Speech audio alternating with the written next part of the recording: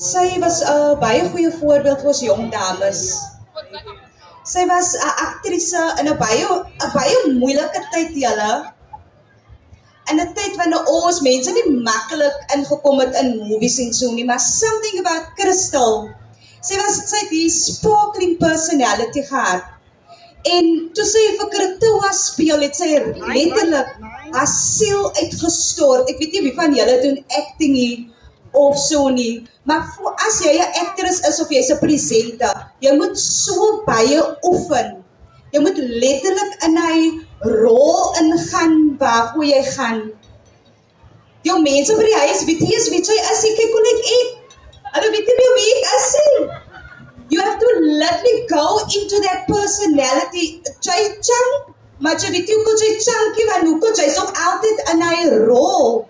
Jy dra letterlik iemand se karakter saam met jou. En dit wat sy gedoen het was so fenomenaal, sal ek sê, want sy het iemand uitgebeeld wat gelewe het, iemand wat gesterf het vir ons. Iemand wat opgeoffer het vir ons mense. En in die tyd was daar geen regte vir vrouens nie. Geen regte nie. So ek wag net vir my musiek en dan sal ek kan begin met die music. Ja.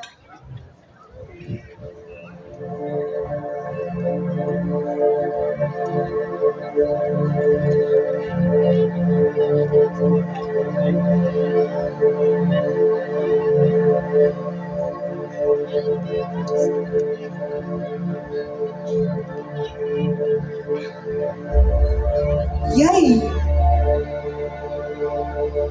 het haar mantel uitgebeeld deur sand, deur sout, deur skadu. Jy het haar stem weer laat leef in die stilte van eeue en haar trane weer laat val op die grond van ons mense. Met elke blik het jy die vlam van 'n verlore dogter gedra. Die woorde van 2 wêrelde op jou lippe gebind, soos 'n gebed. Jy het Kretua se siel oopgevou, nie net vir die skildery nie, nie net vir die doek of die boek nie, maar vir die hart van 'n nasie wat nog leer onthou. Soos in 'n swanger vrou was jy die draad van Kretua se lewensverhaal. Was jy die draad van Kretua se geskiedenis. Met bokvel en fynbos was jou hoof gekroon. Soos gekronkelde bergstroomppies het jy Kretua se lewe uitgeleef, wat lankal in die wind gefluister was. Jy het die sand laat praat, die see laat getuig en die berge laat antwoord. Van 'n vrou wie se naam nooit sal sterf nie.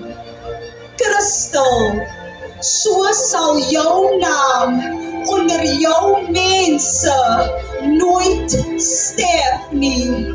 Jy het Kretua soos 'n mantel van eer gedra en in jou speel het jy die kroon van ons geskiedenis weer op Kretua se hoof gesit. Die sand getuig van jou voetspore pot het jou naam op die rotse uitgekerf en die berge dra jou naam soos 'n kroon. Jy het haar gestalte aangetrek soos 'n mantel van wind oor die berge. Jy het haar verlange uitgestort. Jy het Kertoa se woorde uit die donkerte gelig, soos skulpe wat branders oopvou en in jou stem het Kertoa weer geleef.